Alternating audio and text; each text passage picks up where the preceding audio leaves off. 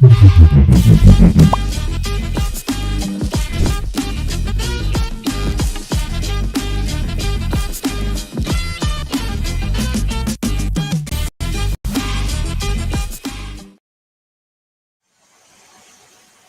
tarde a todas e todos e todes que estão aqui conosco pelo canal Que Cria, no Festival Literário de São Gonçalo, que traz como tema para reflexão Mulher e Poder. Hoje é o nosso segundo dia de painéis. Ontem nós tivemos 4 painéis e uma oficina. Hoje nós já tivemos 2 painéis, um na parte da manhã, um na parte da tarde, e estamos agora no painel que fala sobre cultura, o fazer artístico e cultural como ferramenta de visibilidade e poder feminino. E para conversar sobre esse assunto, né, como é que a gente pode usar a cultura, porque mulher, para ocupar espaços de poder, precisa que a gente mude a cultura. Então, como é que a gente vai falar, conversar e debater de como essa cultura pode contribuir para trazer mais visibilidade para as mulheres, para empoderar mais as mulheres e para trazer equidade de gênero na ocupação dos espaços de poder e decisão pelas mulheres. E para conversar sobre isso hoje, é com muita honra que eu estou aqui. Não seria eu, seria a nossa querida Janilce Magalhães, que é membro da Câmara Popular de Mulheres, que está em parceria com o Movimento Cidade no Feminino e o Grupo Acesso Cultural, organizando esse grupo mulher, mas a nossa querida Janilce teve um problema de rede, e não pôde, não daria tempo dela se deslocar para um outro lugar para poder entrar ao vivo. Então, me convidaram para essa tarefa maravilhosa. Eu estou um pouco nervosa, né, porque não estava preparada para isso, mas eu vou contar com a colaboração e compreensão das companheiras da doutora Helena Teodoro, da nossa querida deputada Mônica Francisco, que aceitaram o convite de estar aqui conosco, fazendo parte da FLISGO Mulher e Poder 2021. Eu queria, então, começar com a doutora filósofa Helena Teodoro para uma apresentação e uma fala sobre essa nossa tarde de hoje. Boa tarde para todas e para todos.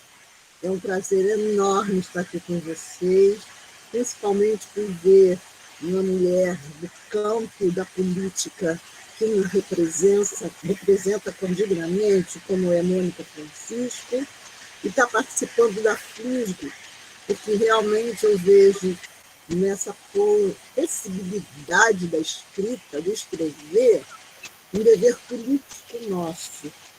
Algo muito importante na vida das mulheres pretas é exatamente o aspecto da cultura. É através da cultura que, lá atrás, do século XVIII, as ganhadeiras, que eram as escravizadas, combinaram com seus senhores de vender sua lavagem de roupa, sua comida e seu canto. E as ganhadeiras de Itapuã vão ficar famosas pelo canto dos sambas de roda do mar, por criarem a medida do Bonfim e por serem aqueles elementos que inventaram os balangandãs de crioula, porque na medida em que as mulheres não podiam ter dinheiro no banco, nem comprar terras, aplicar em joias, e logicamente os balangandãs representam o desenvolvimento máximo de uma semente, que é a flor ou é o fruto, e faz com que eu entenda tranquilamente quando minha avó dizia: tem dinheirinho sobrando, compra joia, porque joia é dinheiro em banco. E isso vem exatamente da estratégia das mulheres ganhadeiras no século XVIII, mulheres pretas. E a gente vai ver no início do século as mulheres negras se destacando com as suas vestes maravilhosas do seu candomblé, vendendo comida na rua, enquanto as mulheres ditas burguesas, brancas, que viviam sob a égide dos seus maridos, as mulheres pretas iam substituir a religiosidade da comunidade preta, e a gente vai ter uma mãe menininha do Gantuá, que, junto com outras mulheres pretas, que se organizaram nas irmandades religiosas, seja da Boa Morte, só mulheres, né, no Recôncavo Baiano, e que se junta com a Irmandade de Nossa Senhora do Rosário dos Homens Pretos, e pegam seu dinheiro, porque a Irmandade Religiosa podia juntar dinheiro, e compra um terreno e cria o primeiro candomblé em homenagem a Oxum, orixá feminino, que representa o poder de fertilidade das mulheres. E aí a gente vê como as mulheres negras têm um poder de ser uma mulher política, resolvendo os problemas no papo, na conversa, em vez de ser na guerra. Elas também são mulheres secretas, porque têm estratégias de mudança, de transformação. Cozinhar, para nós, é um meio de dar vida ao que está morto. Pega-se a natureza morta, pega-se o animal morto e se transforma em coisa viva, em comida, que vai fortalecer a comunidade. É através da água, do ar, da terra e do fogo, que são os elementos da natureza, que são os elementos básicos do nosso candomblé, que nós provemos a vida. E essa provisão de vida é algo básico e fundamental na organização política de nossas propostas. E vejam bem, as comunidades terreiro vão ser territórios culturais. O da porteira para dentro é território que representa a nossa identidade africana. A luta das mulheres religiosas é a luta pela visibilidade, pela preservação de nossa identidade, de nossa ancestralidade. Cada orixá, cada casa, seja a casa de Ansan, da Oxum, de Xangô, de Nanã ou de Ubaluaiê, representa um território, porque os orixás em África representavam lugares com as características dele. Então, o terreiro de candomblé é a redefinição da África reposta e recolocada aqui pelos escravizados que tiveram seus nomes apagados, suas origens apagadas, mas que mantiveram e preservaram todas as nossas tradições. Então, eu fico muito feliz quando vejo o exercício dessa mulher política, dessa mulher secreta e também dessa mulher sagrada, porque nas comunidades terreiro, elas cedem seu corpo para se transformar em verdadeira, tá? E que representam na arte da nossa cultura do cotidiano, no samba, nas escolas de samba, a representação da nossa alegria de viver.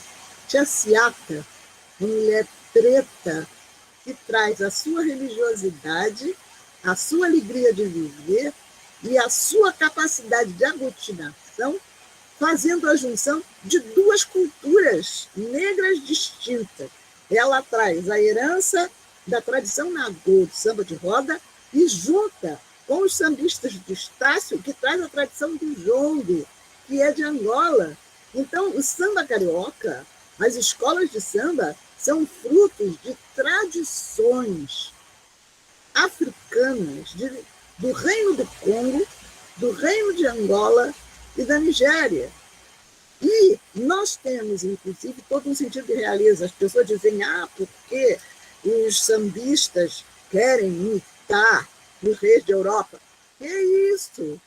10.000 anos de história, sempre existiram reis e rainhas em África. O reinado do Congo era conhecido no mundo inteiro, desde antes do nascimento de Cristo.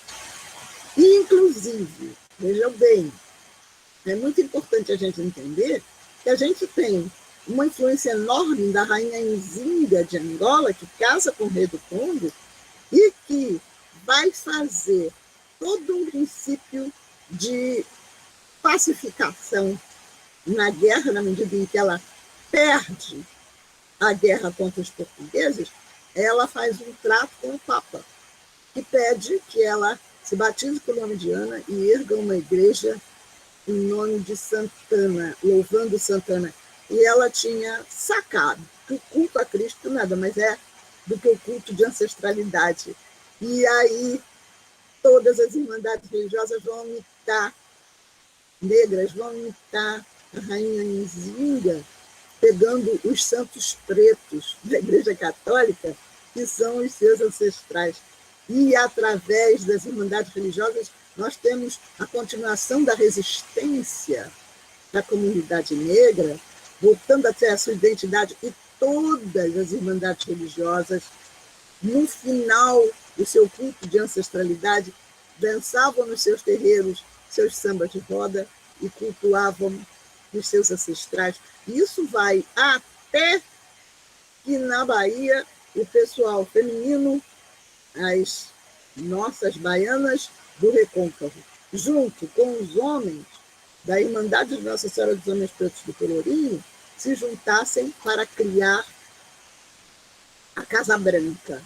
E vejam bem, se nós formos voltar à história, nós vamos ver nas quitandeiras dos séculos XVIII e XIX como elas foram para a rua vender as suas ervas e vender a sua comida, cuidando da saúde do povo preto. Na medida em que a política nacional não dava atendimento à saúde das pessoas, nós usamos a nossa tradição, os nossos chás, as nossas messinhas, inclusive fazendo vendas na rua e fazendo com que surgissem os mercados. Tanto o mercado em Florianópolis, como em Porto Alegre, como o mercado aqui do Rio de Janeiro, né, o mercado de Madureira, o Mercadão, representam os centros de encontro, dominação preta e organização da comunidade preta em relação à sua religiosidade, à sua história e aos seus fazeres. E aí, eu digo para vocês, nada mais importante do que a gente ter uma representatividade política como a da querida Mônica Francisco, que está aqui conosco, porque conseguimos, desde 1500 até agora, tirar a bola do pé, influenciar na vida brasileira, tanto que quem representa o Brasil lá fora é a baiana, a comida brasileira é a feijoada, a música brasileira é o samba, mas o poder político, o poder econômico sempre nos foi tirado, porque é uma programação, é um planejamento do nosso grupo, exatamente ligado a uma visão de que nós precisamos achar que somos incapazes de nos dirigir. É toda uma mídia que mostra que a gente não tem capacidade de organização. É todo um processo educacional que diz que nós temos inferioridade de competências.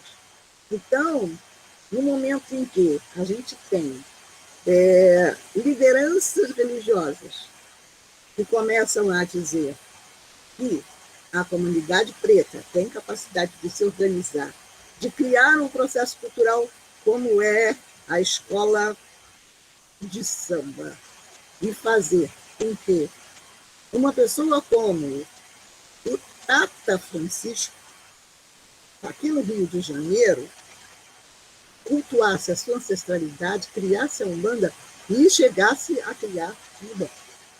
E chegasse a criar todo um processo relacionado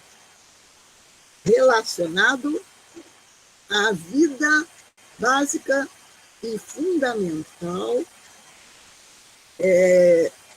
da comunidade preta, fazendo com que o autor de Chegou o general da banda, chegou o general da banda, consegue criar uma bancada de políticos ligados à Umbanda. A gente não conseguiu essa bancada de políticos ligados ao candomblé em função de ser um país profundamente machista. E a direção da Umbanda tinha homens. Então, para eles foi mais fácil penetrar na política. A participação na política, a gente tem a Antonieta de Barros, a primeira mulher que consegue ser vereadora no Rio Grande do Sul, mas isso é uma raridade.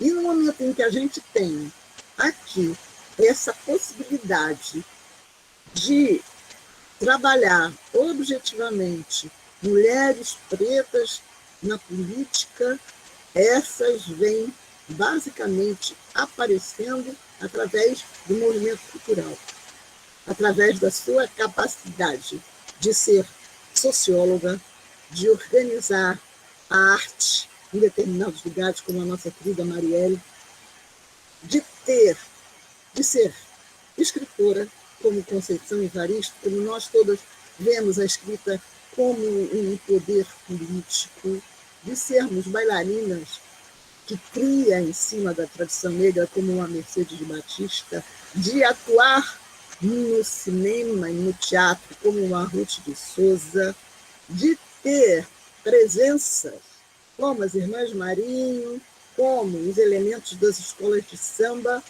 que mostram toda uma possibilidade de trabalho cultural e de arte que fez com que o Rio de Janeiro se tornasse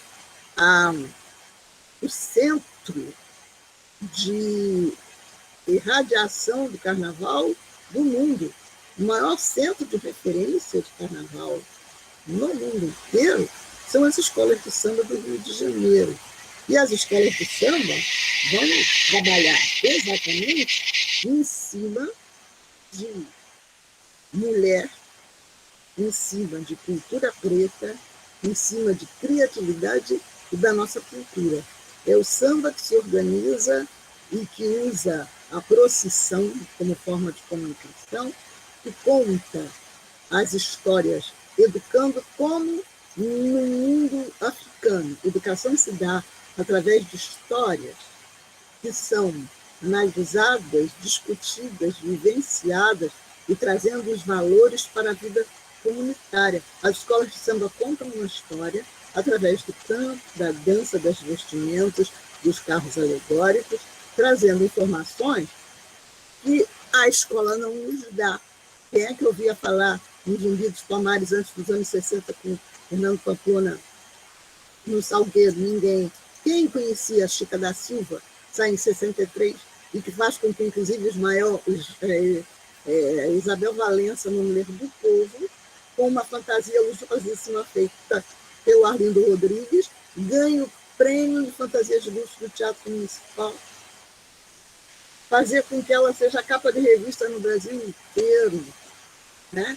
Então, a gente tem todo um processo profundamente ligado ao papel das mulheres na área da cultura, tendo uma Carolina Maria de Jesus escrevendo seu Quarto de Despejo, que vai ser traduzido em mais de 14 línguas e que faz um sucesso enorme, mais do que qualquer outro escritor brasileiro. Né? Eu sei que agora eu tenho porque eu falei demais. Deixo com vocês Mônica Francisco. Você fez uma introdução maravilhosa, né, que dá um cenário geral para a gente e que quase que responde, né, ao título da mesa, né, como é que arte e cultura podem, né, influenciar e dar visibilidade ao poder da mulher. Mas eu queria também agora ouvir um pouquinho a Mônica Francisco, e a dinâmica é a seguinte: eu vou fazendo as perguntas, nós temos 3 perguntas, depois nós temos as perguntas do público e depois nós temos as considerações finais. Eu sei que vocês têm muito conteúdo, eu sei que será uma tarde de aula, né, sobre cultura, cultura popular, e aí eu queria ouvir um pouquinho a nossa querida deputada Mônica Francisco. Primeiro, agradecer imensamente, mais uma vez, pela oportunidade de ter uma aula na tarde de domingo, um processo formativo, né? Que não tem preço, de valor incalculável, com a doutora Helena Teodoro. Né? Acho que são momentos como esse que vão ficar registrados na memória das nossas vidas, das nossas trajetórias. Eu gosto muito de memória, a doutora Helena fala da história, né? O quanto esse espaço se torna, nesse momento, um lugar de memória importante dessa introdução muito qualificada, não seria diferente, vindo de quem vem, né? A respeito do tema desse encontro dessa tarde.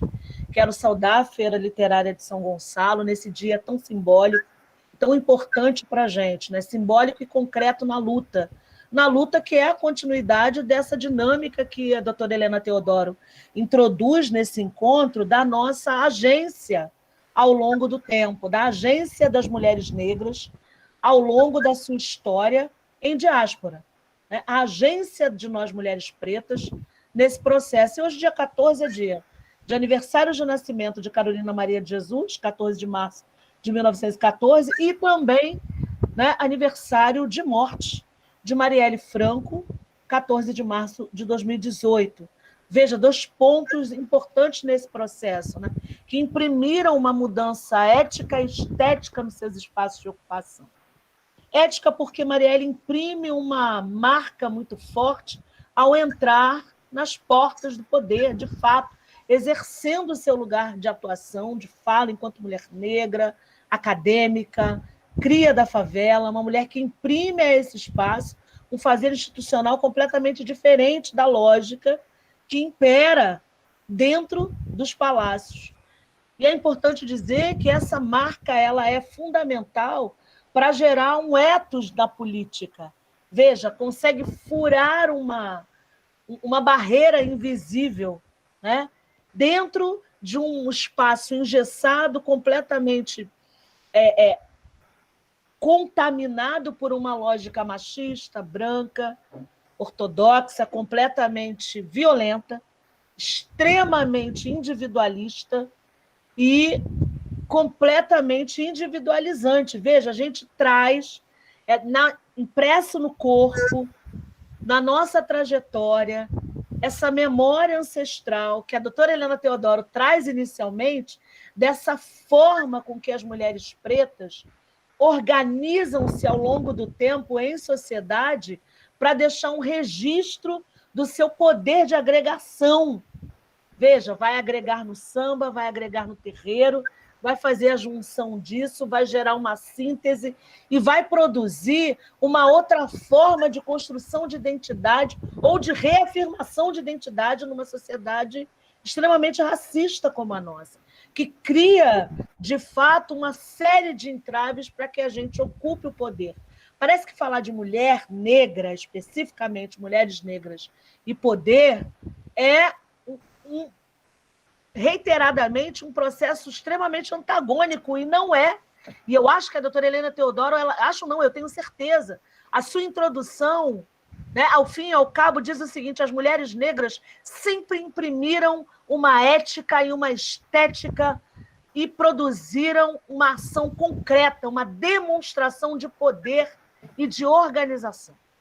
Veja, não é novo. Embora Antonieta de Barros fosse uma exceção à regra, essa exceção à regra, ao longo do tempo, produz um olhar das mulheres pretas que, em perspectiva, estavam dizendo: a gente precisa ocupar esse espaço.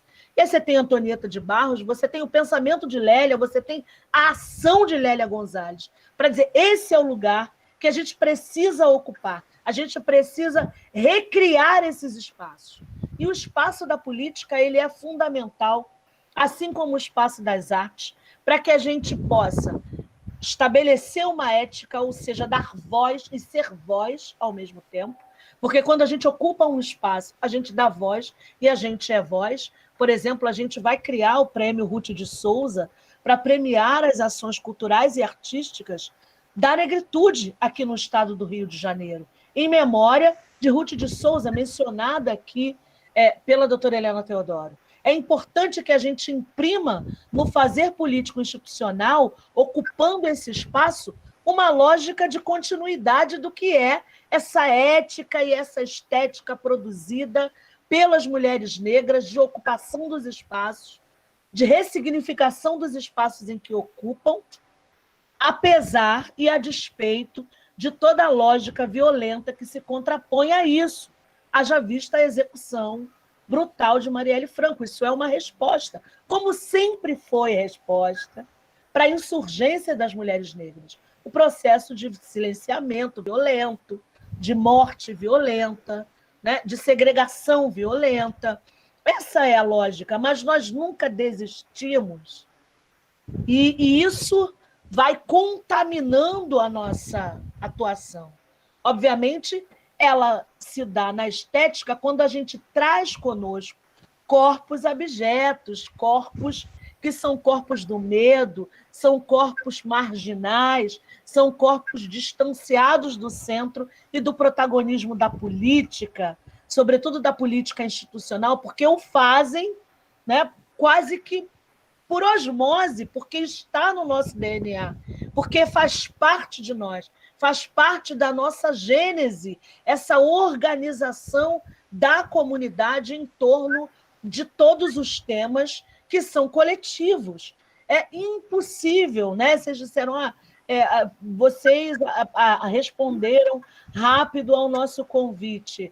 Né? Os nossos mandatos ou as nossas mandatas, como nós disputamos essa palavra, entendendo, né, essa lógica de dizer que uma mandata é um mandato efetivamente feminino, é um mandato de mulher, tem uma lógica de mulheres ocupando e imprimindo uma marca, e não são quaisquer mulheres, são mulheres negras que têm uma carga muito forte, né, ancestral, de heranças, né, nas artes, na própria sociedade, na produção, na ciência, né, e que vem conosco, obviamente. Né?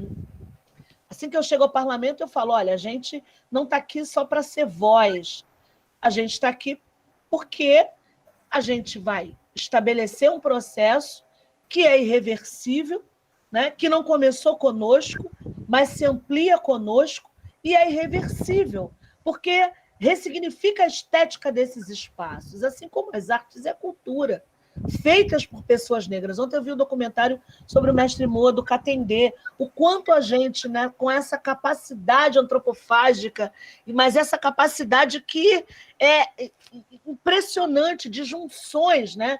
Seja do jongo, né, com o candomblé, seja... Enfim, a gente tem essa capacidade de junção de extremos e de síntese importante para recriar uma série de coisas. Até cria, né, acesso cultural. O criar está em nós, né? E é importante, porque a gente imprime essa outra estética. São outros corpos que chegam conosco, são outras vozes, são outros dialetos, são formas de ocupar a política institucional e produzir resposta concreta, porque isso é um dado muito importante, a gente consegue responder concretamente, né? E o quanto isso é elemento, obviamente, de tensão constante, né? Com setores, obviamente, da branquitude, que se sentem extremamente ameaçados, apesar de ainda serem detentores do poder. Veja, se sentem extremamente ameaçados com essa mudança ética e estética, porque nunca se falou tanto de favela dentro do parlamento, nunca se falou tanto de racismo institucional, de racismo ambiental, de racismo estrutural, nunca se falou de racismo tanto dentro do parlamento, neste momento da história, quanto com a nossa chegada. Não que não se tenha falado, houve uma porta aberta. Marielle falava, a gente sempre costuma dizer, e reverenciar Jurema Batista, Benedita da Silva, Lélia Gonzalez e tantas outras. Mas nós conseguimos avançar, porque é isso, e quem vier depois da gente já vai avançar muito mais, ou seja, a gente está pavimentando um processo.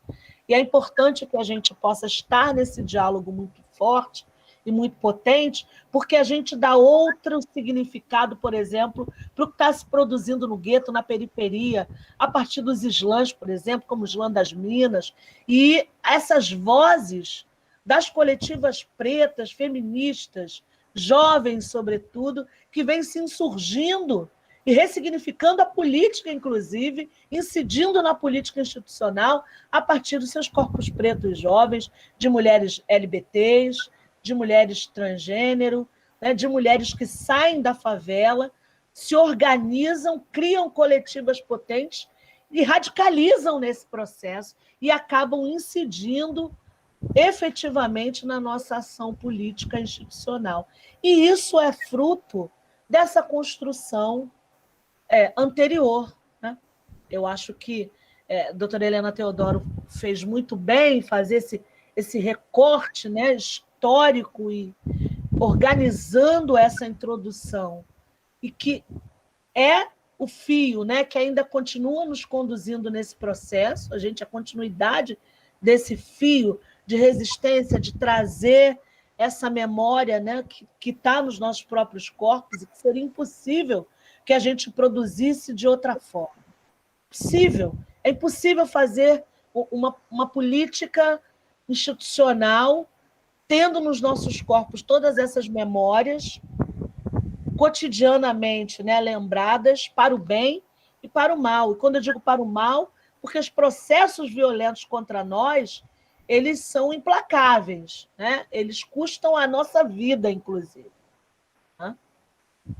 Mas nós vamos ampliando, né, não só a nossa voz,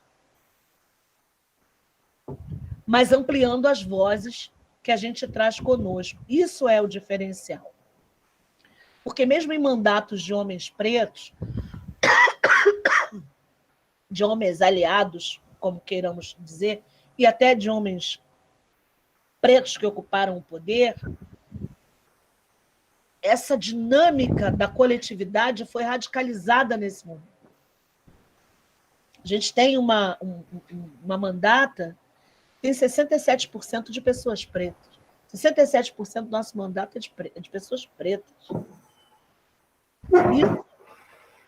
Isso é um marco, né? Mesmo quando a gente olha para, por exemplo, o campo da esquerda, mandatos de pessoas pretas, né? Queiramos que seja 100%, mas a gente precisa ser coerente com a possibilidade de trazer a diversidade para dentro desse espaço e ampliar a coletividade e a multiplicidade de vozes e produzir uma política multifacetada, porque as demandas em torno de nós, elas são incontáveis. Assim. Elas não acabam, não terminam, fruto dessa negação da nossa presença, de uma política pública incipiente, descontinuada e ineficaz produzida para a população negra no Brasil, né? Que nos coloca reiteradamente ainda, né? E agora a pandemia escancarou isso, em um lugar ainda de cidadãos e cidadãs de segunda classe, apesar da nossa cara preta estar cada vez mais em evidência, mas mesmo assim isso não se traduz nas políticas, haja vista que a segunda categoria que mais pediu auxílio emergencial foram das empregadas domésticas e, né, foram as que mais perderam postos de trabalho ali rivalizando com a arte e a cultura, sobretudo a arte e a cultura preta e periférica. Foram mais de 1,5 milhão de postos de trabalho perdidos em um ano de pandemia. Então, a importância da nossa ocupação, né, seja nas artes, na cultura, no poder, é para mudar a ética e a estética, como a gente sempre veio fazendo. A gente só vai atualizando e refinando as práticas. A gente só vai refinando a forma de fazer, recriando métodos, refazendo os percursos, rasgando aí, né, as cortinas, os véus e ampliando a nossa participação, escancarando as nossas vozes. Muito obrigada, deputada. Realmente nós teremos uma tarde de muito partilhamento de saberes, né? Com a professora doutora Helena Teodoro e com a nossa querida deputada Mônica Francisco. Mas eu queria pedir a todas e todos que estão aqui conosco, todos, e a doutora Helena Teodoro e a deputada, que nós fizéssemos, em memória de Marielle Franco, uma interrupção na nossa transmissão em 1 minuto de silêncio pela vida de Marielle Franco, nós queremos saber quem mandou matar Marielle Franco. Então, 1 minuto de silêncio, por favor.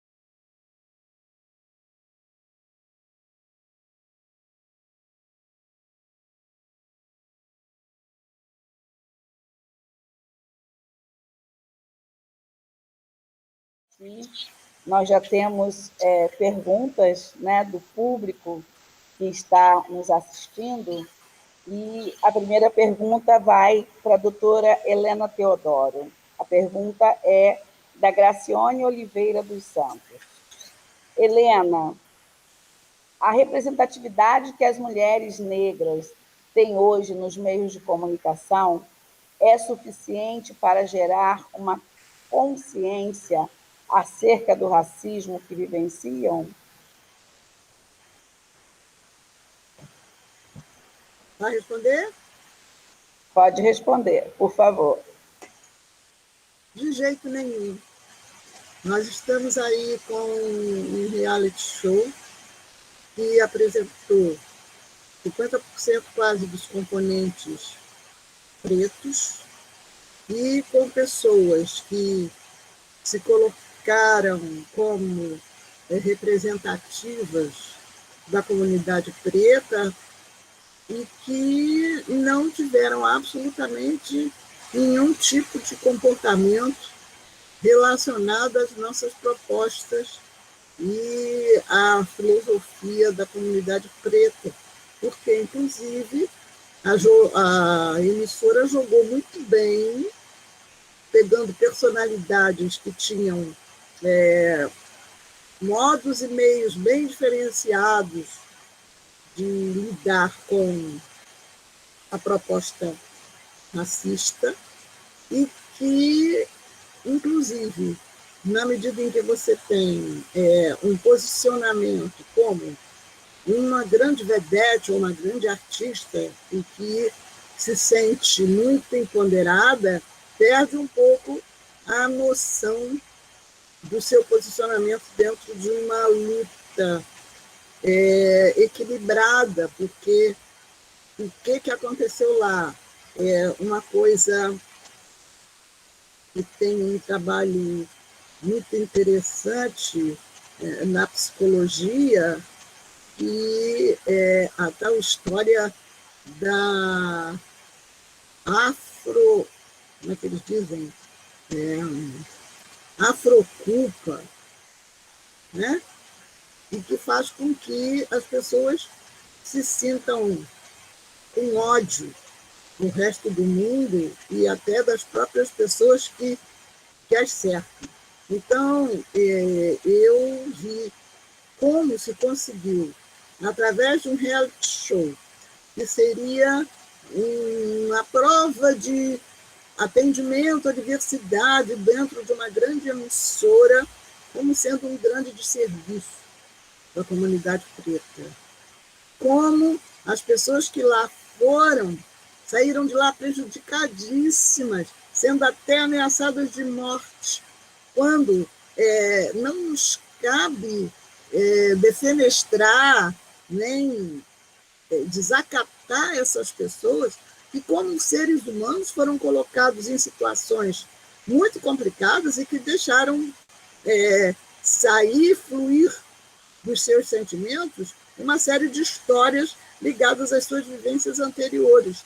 E eu acho que nós, como movimento negro, não podemos, de maneira nenhuma, massacrar essas pessoas como a comunidade brasileira está fazendo. A gente tem que dar acolhimento e entender que todo mundo falha, todo mundo erra, e que é muito importante que a gente dê acolhimento à comunidade preta que lá estava, porque é exatamente isso que se quer provar, que nós somos aqueles que lutam contra si mesmos e que nós é que inventamos esses processos e que temos uma visão de ódio, indo completamente contra todos os nossos processos de luta, contra o quilombismo, contra a nossa visão de diversidade, contra o que se propõe nas comunidades terreiro de Umbanda e de Candomblé, que é cuidar um dos outros. Enfim, eu acho um total desserviço na mídia o que está ocorrendo em relação aos movimentos negros, e isso está muito ligado ao momento político que a gente está vivendo, de uma visão de um grupo muito racista, muito desligado de um respeito às mulheres e muito pouco preocupado com a preservação de nossas matas e sem nenhuma preocupação com a dignidade do povo preto nesse país. A pandemia está atingindo basicamente as nossas comunidades. Somos os que não temos saneamento básico no momento em que a higiene é básica e fundamental. Temos um problema com a água, com poluição e falta d'água nos lugares quando mais se precisa dela. Não temos atendimento nos hospitais suficiente para toda a comunidade pobre, porque o SUS não dá conta de atendimento a quem não tem plano de saúde, e até quem tem plano de saúde está tendo seus leitos também esgotados. Enfim, não há nenhuma preocupação com o povo em si. E eu fico muito preocupada de querer se colocar em determinadas pessoas uma responsabilidade de responder pelo movimento negro ou de falar com pessoas que não foram preparadas para discutir ou para militar efetivamente e que foram colocadas num determinado lugar por conta de uma estratégia de mídia, de uma emissora de televisão. E, inclusive, a gente pressionou a Globo, a comissão contra a intolerância religiosa, foi questionar a emissora, e eles disseram que não, que estavam tomando providências, que estavam tendo cuidados, inclusive pedindo atendimento psicológico, porque aquelas pessoas todas se descontrolaram completamente e se prejudicaram do ponto de vista pessoal e profissional, né? Enfim, eu acho que é muito grave o que está ocorrendo na mídia em relação à nossa comunidade. Para nós só está sendo prejuízo. Não sei o que a Mônica acha disso, gostaria de ouvi-la, mas isso, para mim, é um ponto muito delicado. Pode responder, Mônica, a essa questão? Posso. Posso responder sim. Eu também vi com muita preocupação todo esse processo. Veja, acho que a doutora Helena, com certeza, vai poder falar para a gente depois mais um pouco, muito mais propriedade do que eu, né? Já que alguém que se debruça sistematicamente sobre esse processo, mas de observatório mesmo, sobre a nossa cultura, a nossa identidade, a nossa construção enquanto população preta nesse país. Mas a gente avança, né? Eu acho que um pouco, continuando no que eu falei anteriormente, a gente avança na ocupação, né, de espaços. A gente provoca, né, com toda a luta, que é contínua, então não tem quem lutou mais ou quem lutou menos, tem um contínuo na nossa luta, que vem desde a resistência nos negreiros. Então, né, quem chegou, resistiu, é um contínuo da luta. E esse fio está aqui com a gente agora, nesse tempo histórico. Então, a gente consegue avançar na nossa presença, nas artes, e no veículo mais popular, que é a televisão. E, obviamente, assim como o capitalismo, esse mundo, ele vai, com certeza, assimilar um discurso que é importante para um determinado grupo social e vai utilizá-lo a seu favor, obviamente, usando, inclusive, as nossas linguagens. Né? Vai nos utilizar, vai se apropriar da nossa linguagem, do nosso discurso e também das nossas fragilidades. Não esqueçamos que o nosso, né, grande inimigo, né, nos conhece também há muito tempo e também vai se apropriar para vir contra nós num processo de vingança mesmo, né? De ressentimento dessa ocupação, dos ódios contidos ainda em relação a nós, né? Nessa relação de ódio racial. Não vou usar outra palavra, não vou usar eufemismo. É ódio racial mesmo.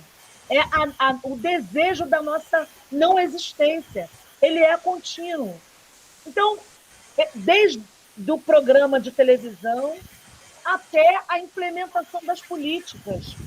Veja, a necropolítica ela está na morte simbólica, na desqualificação da nossa presença, na caricaturização dos nossos sentimentos, porque o que foi feito ali foi uma caricatura de nós, uma caricatura da nossa luta, da ressignificação que a gente vem dando aos processos da nossa existência em sociedade. O que aconteceu ali foi a caricatura e foi a continuidade da legitimação do lugar das mulheres pretas e das pessoas pretas num determinado estereótipo. Tranquilo, exatamente isso. E, inclusive, um deboche em relação à nossa tradição religiosa. Exatamente. E o que é mais sério, a gente tem uma sociedade profundamente homofóbica. Muito.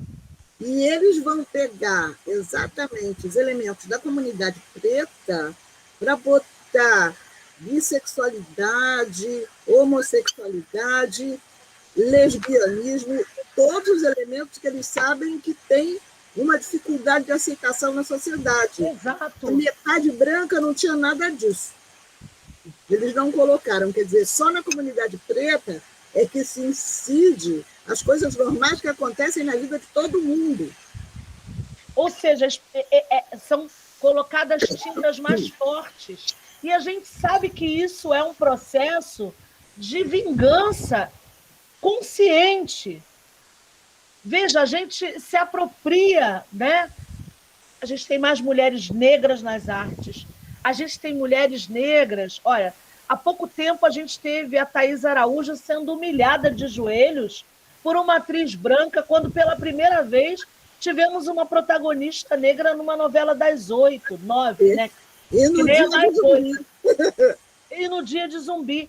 Veja, hoje nós tornamos a ter uma Thaís Araújo consciente de si,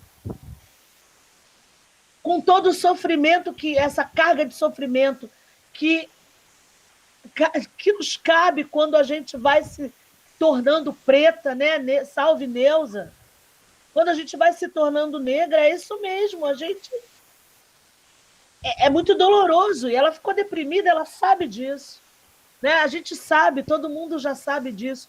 E nasce ali, hoje, olha a mudança, né? Depois daquele lugar, num lugar de uma advogada bem-sucedida, né? Enfim, que está ali também imprimindo mensagens contra o racismo. Ou seja, é isso que a gente muda essa estética, a gente faz as denúncias, né? Seja a Elza, que chega falando de si, contando a sua história de mulher preta que carregou lata d'água, que perdeu o filho, que foi estuprada, que sofreu, que amou demais, mas, né, agora está dizendo, se levantar a mão para mim, você vai se arrepender. Está fazendo coro, né? Contra o feminicídio, denunciando 180, veja, né? A força que a gente imprime na ocupação dos espaços. Isso, gente, tem o backlash, tem a resposta, e ela não é bonita, ela não é simples, ela é violenta, e ela é bem tramada, ela é bem urdida, ela é bem colocada, né? E, obviamente, na política pública é a mesma coisa. É a necropolítica que nos mata simbolicamente, nos colocando nesse lugar, para milhares de telespectadores de um programa de alta assistência, uma audiência gigantesca. E num momento de pandemia, onde todos estão em casa... No momento de pandemia, são vários sinais errados. Sabe aquele jogo dos erros? Aponte o erro. Apontaríamos demais. E a gente tem, já falei aqui, o aprofundamento do desemprego para as empregadas domésticas. É a necropolítica que mata, no estado do Rio de Janeiro, a primeira vítima, né, da Covid-19 foi uma mulher negra empregada doméstica, Cleonice Gonçalves, porque os seus patrões vieram da Itália e a mantiveram dormindo no emprego, ficando lá, sabendo que estavam contaminados, para que os servisse. Veja, essa é a dinâmica dessa sociedade. A gente está falando de artes. Falei que, junto com o trabalho doméstico, as artes, imagina as artes periféricas, as lonas de cultura, os grupos que dependiam de edital da cultura, né, ficaram aí com pires na mão, esperando o auxílio emergencial que chegasse da lei, né, Aldir Blanc. Não, e não bastasse, Mônica, a presença de um negro capitaneado na Fundação Cultural Palmares, Nossa! Né, fazendo todo um processo de desmérito e desvalorização de todo o nosso processo. Exatamente, ou seja, é o uso. Aí vão dizer, mas é um negro também. Olha, a gente já está um pouquinho cansado desse discurso, gente. Um pouquinho cansado desse discurso. Então, é uma dinâmica que ainda mostra o quanto o ódio racial nesse país ele é muito eficaz, apesar do nosso avanço. E isso é uma resposta ao nosso avanço. É um deboche colocar, por exemplo, o nome do museu, né, que seria o lugar de memória mais importante para nós, como o Museu do Holocausto, por exemplo, né, como os lugares de memória de suplício, né, fazendo um paralelo com outro genocídio, que foi, né, do povo judeu, povo cigano, também pessoas, né, negras e outras pessoas com deficiência, né, na Alemanha nazista, nazifascista. Colocar mel, gente. O Museu da Escravidão e Liberdade. Vamos para o mel. Isso é de uma maldade, de uma perversidade colonialista, porque é perverso, né? É perverso de quem produziu uma demanda por corpos de pessoas humanas. Essa perversidade também atravessou e contaminou as gerações futuras, porque é perverso. Tudo isso não é simples, não é obra do acaso. Não, e depois, Mônica, tem um detalhe muito importante. Eu tenho tido uma luta muito grande nos meios acadêmicos, na medida em que é muito importante que nós não percamos de vista que as nossas universidades são profundamente racistas, elitistas e que aturam as cotas. Mas quem entra como cotista tem que entender que tem que lutar contra os conceitos que lhes são jogados e não simplesmente decorar e continuar repetindo todas as palavras que lhes são ditas lá. A gente tem que entrar na universidade para mudar o discurso, para criar conhecimento novo, para ter uma proposta de que a nossa ancestralidade e os conhecimentos de 10 mil anos de existência do povo preto seja entendido como conhecimento científico, tão importante quanto o conhecimento que se dá do mundo europeu. E é por isso que eu fui fazer um pós-doutorado na UFRJ e o tema do meu doutorado foi Martins da Vila Reflexos do Espelho, traduzindo o papel do Martins da Vila na cultura brasileira e mostrando como, durante anos, ele escreveu 15 livros. Eu, com toda a minha formação, escrevi 6. Ele tem 15. Tá?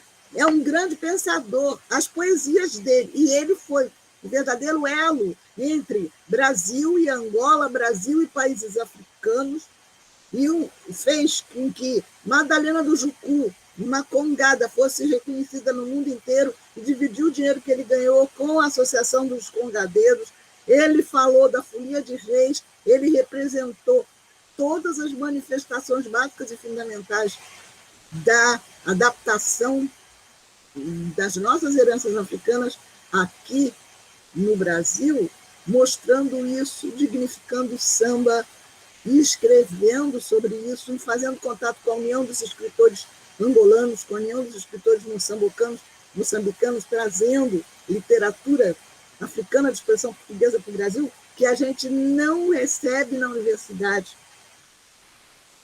Então, é muito importante que a gente entender que não basta só entrar por cotas na universidade, é preciso lutar para que os nossos valores e os nossos conhecimentos sejam vistos, entendidos, acolhidos e traduzidos dentro da universidade. E é preciso deixar uma marca, né, doutora Helena? A nossa marca. E é isso que eu senti muito quando você tem uma mulher preta que é psicóloga e que usa os jargões brancos e toma um posicionamento de uma psicóloga qualquer e não de uma mulher preta com experiência no terreiro, como isso depois contra a gente. E como isso desestrutura a própria pessoa, que fica dividida entre um posicionamento que lhe é dado, que é preconceituoso e racista, e a sua visão como mulher preta do terreiro. E esse conflito vai aparecer em momentos de dificuldades, como apareceram. Exato. Que mulheres maravilhosas! Que coisa boa poder ouvir vocês duas com tanto conteúdo, com tanta sabedoria. Mas eu queria trazer para vocês uma questão, que é a questão da cultura aliada à educação e vice-versa, né?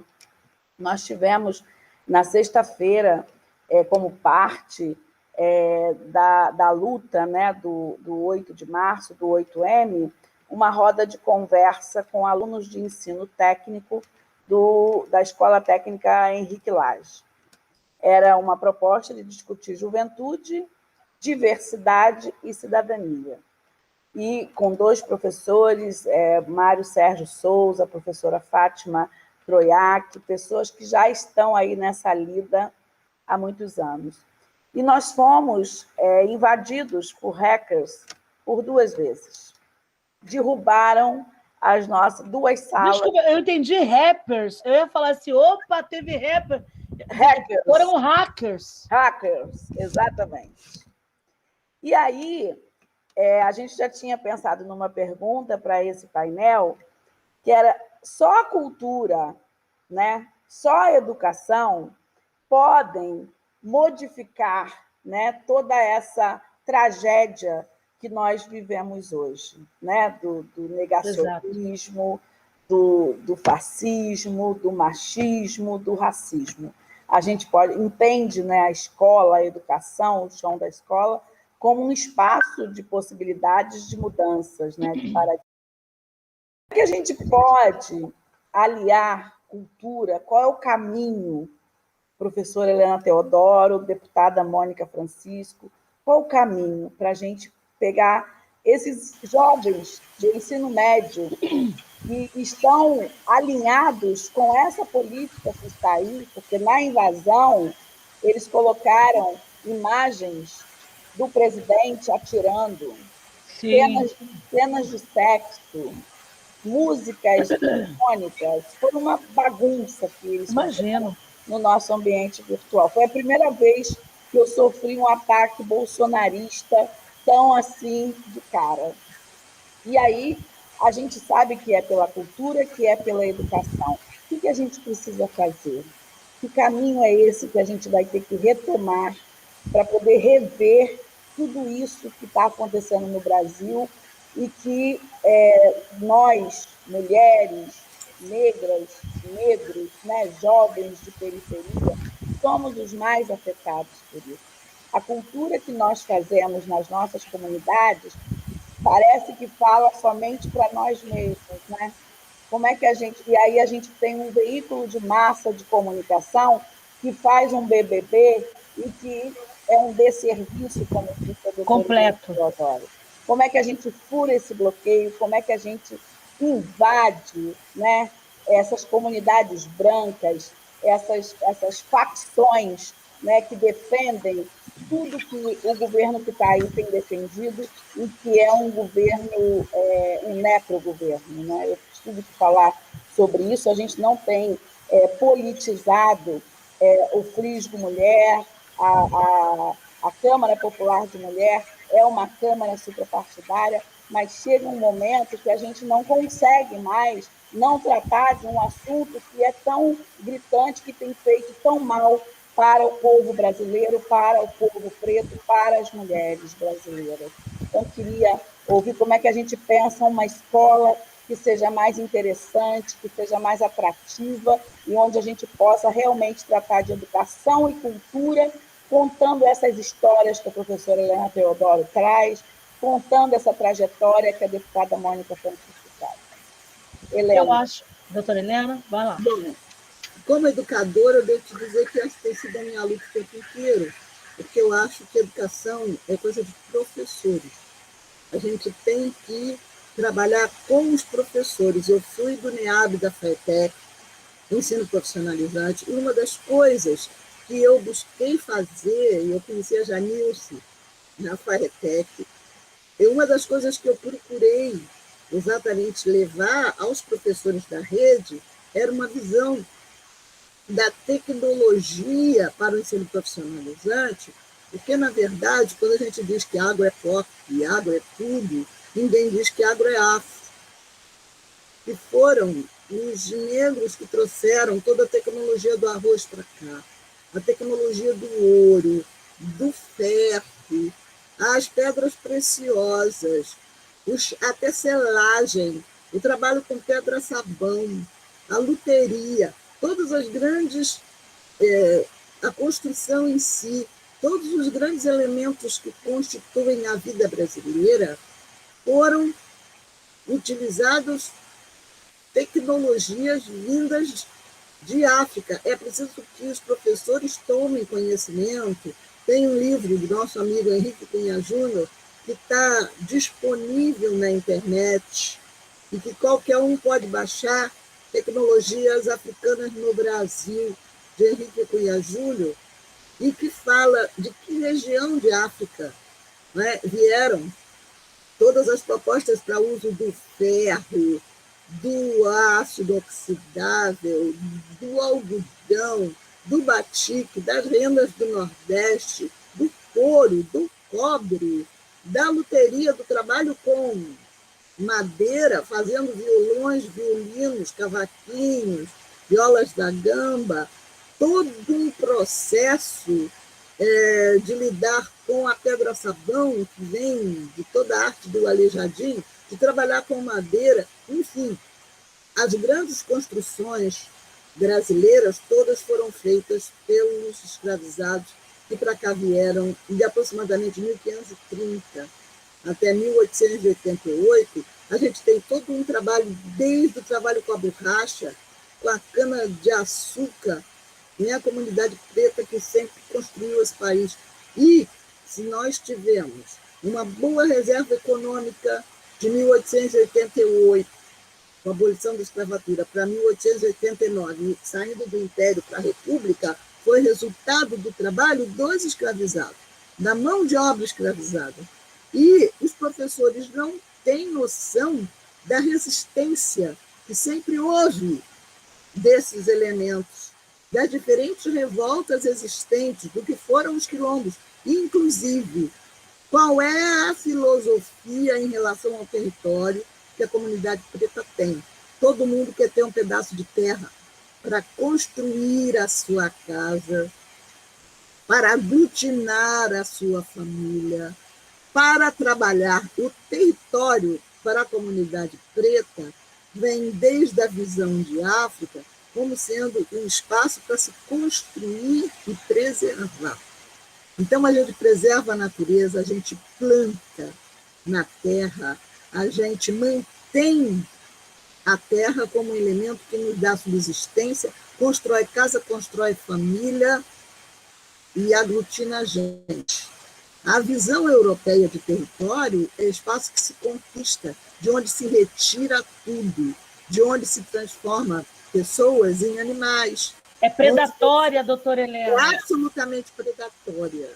Então, se nós passarmos a entender por que nas comunidades pretas de subúrbio o pai compra um terreno e nesse mesmo terreno faz casa para os filhos todos os parentes morarem no terreno, a gente entende que seja quilombismo e a gente entende que existe um processo civilizatório negro-africano no Brasil. Que a ideia de família, a ideia da mulher, da matriarca, que é sempre a tia mais velha ou a avó, que aglutina todo mundo, há um respeito muito grande em relação aos mais velhos, há uma preservação, um amor muito grande com a avó, com a tia. As tias do samba são a resposta disso. Então, se nós não conseguirmos mudar a mídia, os jornais, as revistas, o foco sempre da política no sentido das empresas, nas suas publicidades, fazerem a integração do povo preto, exigirmos que haja emprego com o mesmo salário para brancos e negros. Eu tive uma experiência muito rica na Casa da Moeda e fiquei 3 anos como assessora do presidente da Casa da Moeda, fazendo equiparação salarial e de oportunidades para ele, e a gente conseguiu ganhar o prêmio Ser Humano do IBAN, porque acabamos com as muralhas que separaram o chão de fábrica da administração. Por que o pessoal do chão de fábrica é inferior ao pessoal da administração? O pessoal do chão de fábrica usava uniforme, o pessoal da administração não usava, e aí os macacões azuis eram inferiores às pessoas de uniforme. Por quê? As catacas pareciam coisa de presídio, com arame farpado.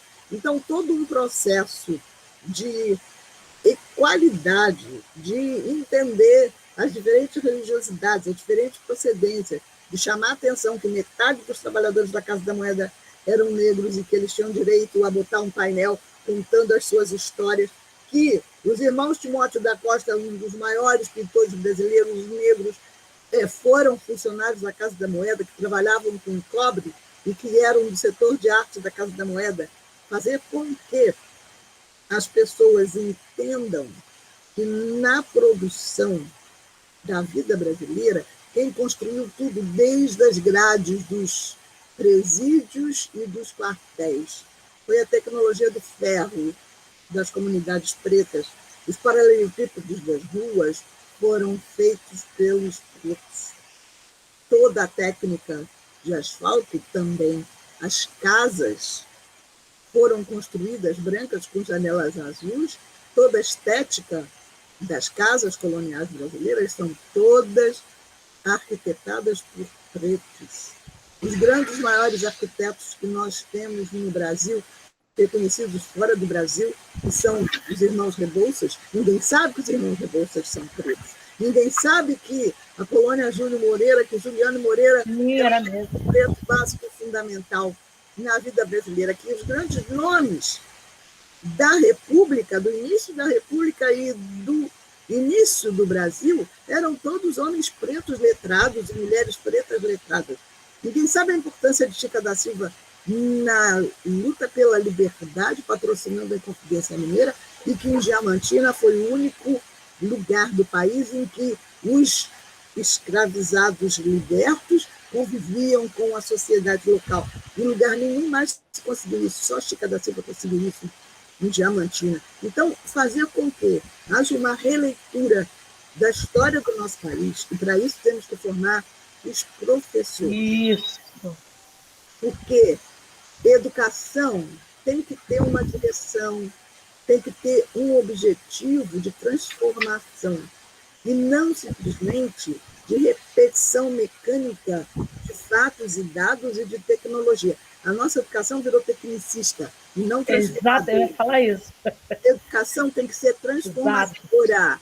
A gente tem que dar ao nosso jovem a possibilidade de recriar, de transformar o mundo, de ter curiosidade de melhorar o que já existe, de mudar, e não de preservar o tempo inteiro tudo que já foi feito, como se não se pudesse fazer nada melhor do que já foi feito anteriormente.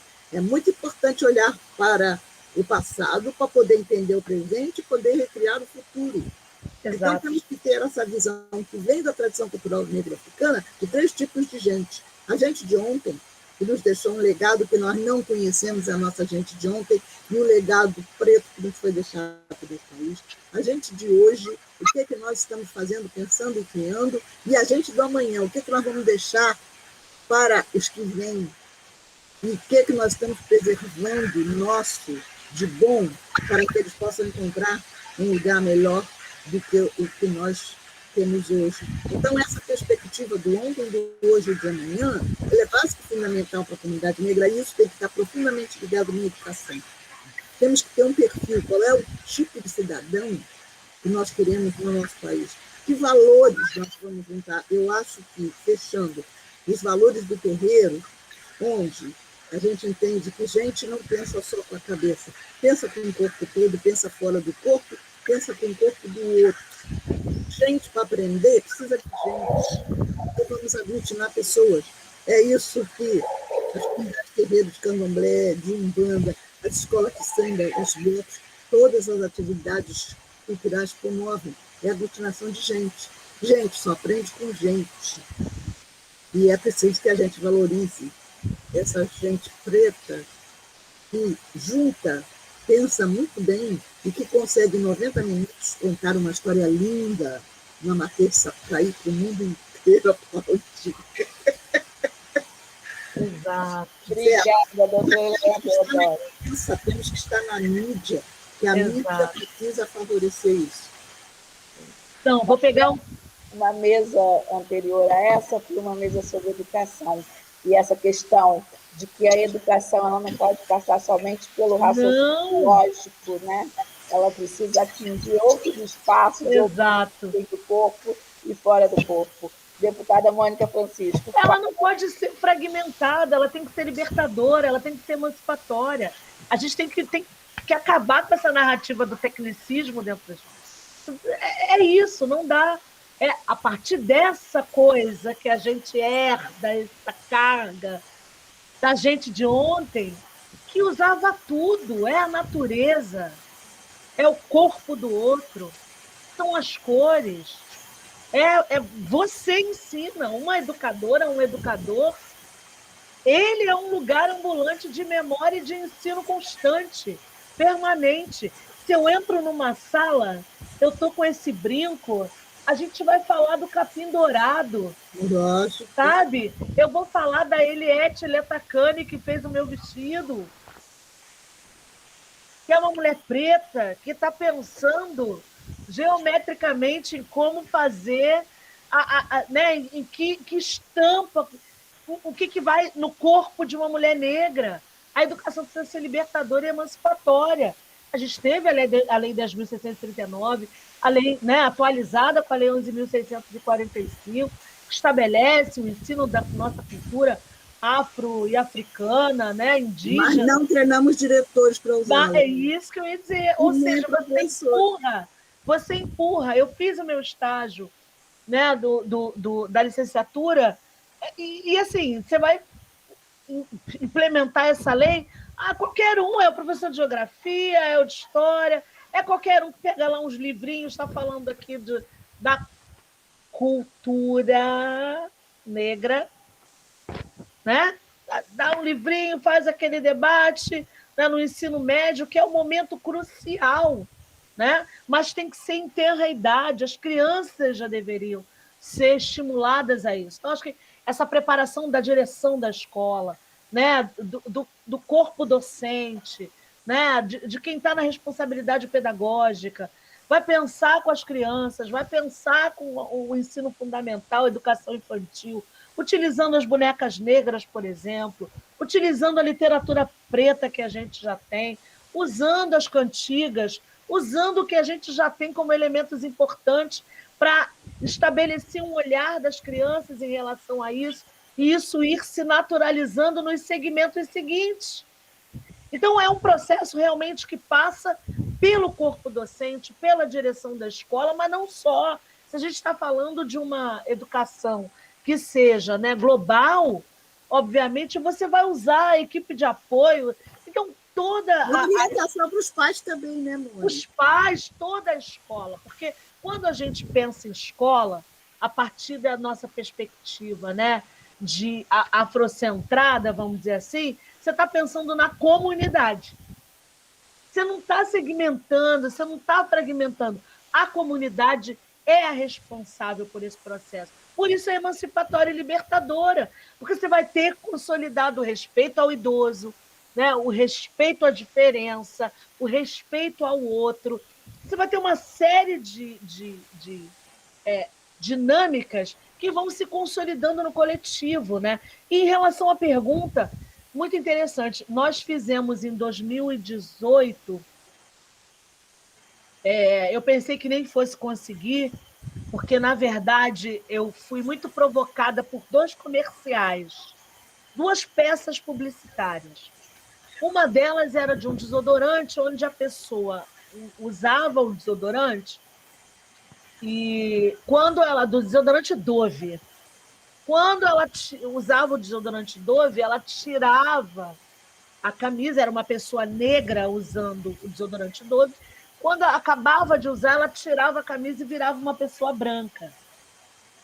E o outro foi o papel higiênico preto, que era o Black is Beautiful. E a Marina Rui Barbosa, muito significativo, né? Que é descendente de Rui Barbosa. Se envolvia no papel higiênico negro e dizia Black is Beautiful. E eu falei, gente, como é que as pessoas não estão falando desse horror? Assim? Eu fiquei muito agoniada. E, à época, eu ainda estava, né, como assessora da Marielle. Eu falei, gente, enfim, e atuando na rede de mulheres empreendedoras, onde, né, eu atuava também.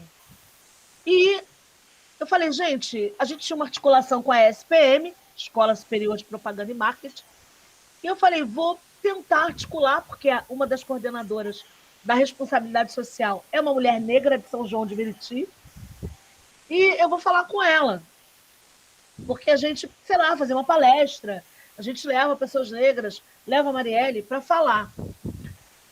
Enfim, não conseguimos, levei a ideia se ampliou. Ela me perguntou, você conhece a Jana Guinon? Olha aí, Helena. Conhece a Jana Guinon? Conheço. Vamos embora. E a ideia foi se ampliando. Da palestra, virou um curso. Me Representa. Marcas e Representatividade o primeiro e último da ESPM. Nós conseguimos estabelecer um curso de férias de atualização para os alunos e alunas da Escola Superior de Propaganda e Marketing, com 6 professores e professoras, eu fui uma delas, a Jana Guinon foi a outra, e mais 4 professores e professoras negras, doutores e pós-doutores. Pela primeira vez na SPM, tá, gente? Isso é um dado importante. Todos negros e negras. Éramos 6. 3 homens e 3 mulheres. E exatamente para discutir isso. Não vai haver mudança nas peças publicitárias, não vai haver na narrativa imposta as capas de revista, por exemplo, como uma norte-americana, se não me engano, foi a Rolling Stone, que pegou, acho que não lembro se era a Gisele Bündchen, vou lembrar agora, mas eu lembro que com um jogador de basquete, aqueles homens maravilhosos, enormes, aqueles monumentos negros lindos, maravilhosos, como se ele, replicando a imagem do King Kong, segurando aquela mulher branca no filme, replicaram um jogador, um homem negro, com ela, como se ele fosse o King Kong e ela, a Bela e a Fera. Era mais ou menos assim. Então, a gente não vai mudar isso se a gente não formar, né? Não emancipar, não libertar, inclusive com a nossa turma, a nossa galera, a nossa juventude, as juventudes pretas, que estão se formando, e aí eu faço coro com a doutora Helena, para replicar linguagem, para replicar teoria. A gente tem que incidir na prática. E aí nasceu o primeiro e último curso, porque, né, em 45 anos da ESPM no estado do Rio de Janeiro, nunca, nem na SPM em São Paulo, houve um curso com todos os professores negros com essa temática. Ou seja, tem que incidir por dentro, porque aí o agro vai começar a continuar sendo pop, sendo isso, sendo o inferno que for, as capas de revista vão continuar invisibilizando e autorizando algumas pretas e alguns pretos a estarem nela, né? Os jornais vão continuar com a mesma narrativa de o estudante, né, que estava com certa quantidade de entorpecente e o suposto traficante com uma quantidade enorme de uma trouxa de maconha. Entende? Então, assim, é preciso ir no cerne da questão também com o nosso povo, né? É preciso se apropriar da teoria europeia, que é a tônica das universidades, né? Vamos lá, sabe aquela velha história lá da escola, da escolinha, né, doutora Helena? Vamos estudar para passar. É por isso que eu digo que eu tenho doutorado, pós-doutorado, eu sei tudo que eles sabem da comunidade branca, mas eles não sabem tudo que eu sei da comunidade branca. É isso aí. Vamos lá, a gente estuda para passar, porque é isso que eles querem ouvir. Vamos dar para eles o que eles querem ouvir. Depois que a gente estiver com canudinho, como diz Emicida, a nossa carta de alforria, a gente vai e faz o gol, né? Vamos lá, e aí, de fato, não sabem o que a gente sabe, e a gente vai imprimir a nossa marca. Vamos imprimir as nossas narrativas. Maravilha, gente. Infelizmente, o nosso tempo já está avançado, né? Mas muita conversa para rolar. Mas a gente espera que a gente possa contar. A professora Helena Teodoro, né, já é sócia da FLIS. Eu quero ser sócia também. Eu agradeço. Eu quero ser sócia. Mônica Francisco também veio. Mônica Francisco, é um prazer te ouvir, é um prazer. Eu quero ser sócia, doutora Helena, me ajuda. Abona aí minha carta. Olha, eu tenho um livrinho só, que é o Porta-Vozes da Resistência, que é um compilado dos nossos artigos no Jornal do Brasil, né? Quando a gente vai conseguindo furar, a gente fez com mais 2 colegas. Que maravilha! Com mais 2 colegas, o Davidson e o Valmir da Kelson, os Complexos da Maré, e o Davidson da Rocinha. Mas eu posso ser sócia da Flisgo, já tem um livrinho. Tem capítulos em outros, mas tem um livrinho. Então, já tenho alguma coisa para mostrar. Já está aqui, deputado. Já está ouvindo aí, né, Alberto? Mas eu quero sugerir uma coisa antes de eu me despedir, assim, que a Flisgo, que a CRIA, doutora Helena, esse mandato, ele é nosso, né? É impossível que a gente ocupe um espaço desse e que não esteja, de fato, a serviço dos nossos, assim. Então, assim como na época que eu escrevia para o Jornal do Brasil, eu falava para o nosso povo, gente, me manda coisa, me pauta, vamos aproveitar enquanto a gente está aqui nesse buraco. E foram 4 anos. E a gente mandando ver, escrevendo tudo. Vamos embora, vamos ter voz. Eu peço para vocês, vão lá visitar o meu www.historiasdateodoro.com.br. Tem meus cursos lá, historiasdateodoro.com.br. E o meu blog, o blog da Teodoro, e no Instagram, @HelenaTeodoro_. Você vai gostar. Mônica S. Francisco. Vai lá no Instagram. Ocupem o mandato, doutora Helena. Atrás de ti. Você faz favor eu vou também. Vou atrás da Leila, vou atrás de todo mundo, da Flisgo, vou atrás de todo mundo. Nós estamos juntas e juntos. Nós precisamos de pessoas como vocês. Nós estamos numa cidade, a cidade de São Gonçalo, que é uma cidade enorme, que é uma cidade que é um pouco o retrato desse Brasil periférico, que não tem políticas públicas, que não tem políticas de cultura, onde os índices de violência doméstica são absurdos. Então, a gente precisa de pessoas que pensam, de pessoas que tenham uma narrativa, que venha construir com a gente uma cidade melhor. Estou aqui, a serviço. Nós tivemos aqui o movimento Cidade no Feminino, que foi um movimento que deu visibilidade às candidaturas das mulheres nas eleições de 2020.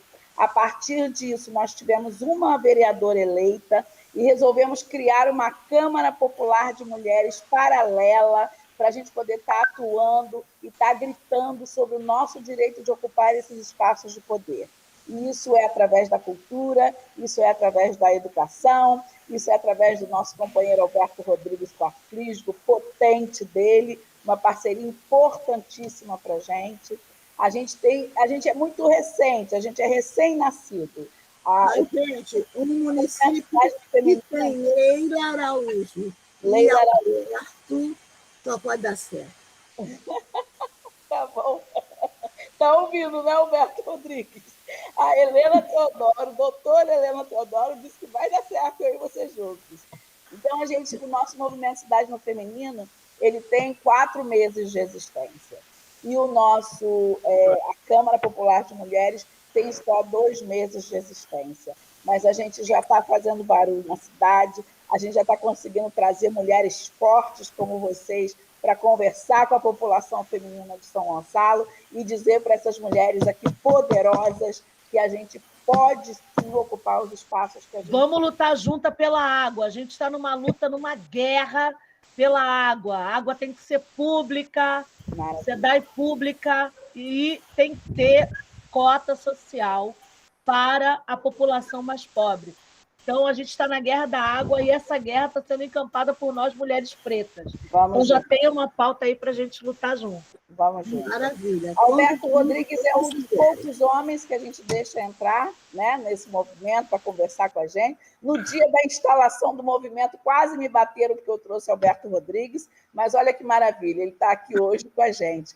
Além de agradecer a ele, a Flisgo, toda a equipe dele, que é maravilhosa, eu quero agradecer também a alguns homens feministas daqui da cidade de São Gonçalo que contribuíram com a gente para a organização do 8M aqui em São Gonçalo, que foram o deputado Valdec Carneiro, muito obrigada, o vereador Romário Regis, muito obrigada, o vereador Pablo da Água, deputada, vamos lá cobrar desse vereador Pablo da Água, água para São Gonçalo, e o vereador Josemar, muito obrigada. Nós vamos dar em algum momento uma medalha Homens Feministas Gonçalenses.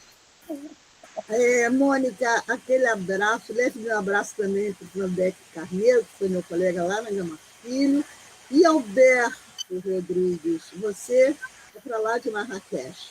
Você e Leila Araújo podem contar sempre comigo, que eu estarei sempre parata, como dizia quando eu era bandeirante, sempre pronta para estar com vocês. Obrigada, Helena, obrigada. Eu uso as palavras da doutora Helena e faço minhas. Uma honra, um prazer, que tarde maravilhosa, assim. Realmente, a minha participação como sócia começou bem. E eu quero o telefone da Mônica Francisco, por favor. Passa para ela, por favor, gente. Eu passo, pode ir. Passa tudo. Perder. Telefone, CPF, identidade. Já quero também. Pode passar, Alberto. Deixa eu A gente passar vai uma coisa para conspirar vocês muito. rapidinho. Tem um QR Code aqui, que é do nosso parceiro. Nós temos a honra de sermos a primeira festival literário do país e do mundo a criar um e-commerce totalmente gratuito para que os fazedores de arte e cultura na linguagem de escritores tenham um espaço para vender as suas obras nesse momento tão desgastante, né? Penoso para a gente, para os que fazem arte e cultura no país. Então, assim, e o livro da doutora Helena Teodoro está lá, gente. Acessem, vivam essa experiência, adquiram o livro da doutora Helena Teodoro. Alguns não, acho que os primeiros 10 que saírem aí vão ser totalmente autografados. Totalmente autografado. É por isso que eu ainda não fui buscar o livro dela, porque vai ser totalmente autografado. Então, assim, a doutora Helena Teodoro é uma mulher muito generosa, mas ela precisa, porque ela também é uma fazedora de arte e cultura e anda parada, porque não tem. Nós, artistas, trabalhamos com aglomeração. E a nossa consciência nos faz estar em casa, não estarmos aglomerados, e nem também pedir, né, cachê para os nossos irmãos. A Helena Teodoro está aqui totalmente descacheada, só os cachos dela que estão lindos, com esses brincões. Mas, assim, eu peço para que vocês... Ela é uma parceira que está conosco há muito tempo, desde a primeira edição. Ela vem em todas que eu chamo, e olha que eu chamo. E, Mônica, se prepare, que quando eu pego no pé, eu pego mesmo. E Leila sabe disso. Então tá aí o nosso QR Code. Sou muito grato à Milanese Story, através da cultura milanesa, através do Romero Barão, que tem nos proporcionado esse feito para São Gonçalo. Queridos, queiram ou não queiram, Flisgo, o primeiro festival literário do país que tem uma plataforma de e-commerce e totalmente empreendedor. E mais uma coisa que é muito interessante falar, que hoje, a partir das 8 horas da noite, o Flisgo Mulher e Poder vai apresentar uma mostra de curta. São 12 filmes dirigidos e protagonizados por mulheres. Gente, vem comer pipoca com a gente já, pelo amor de Deus. E é isso. Ô, Mônica, eu tenho bem um negócio para poder te contar depois, senhora. Ai, me conta agora, não faz isso, não. Você não vai pode, adorar. não.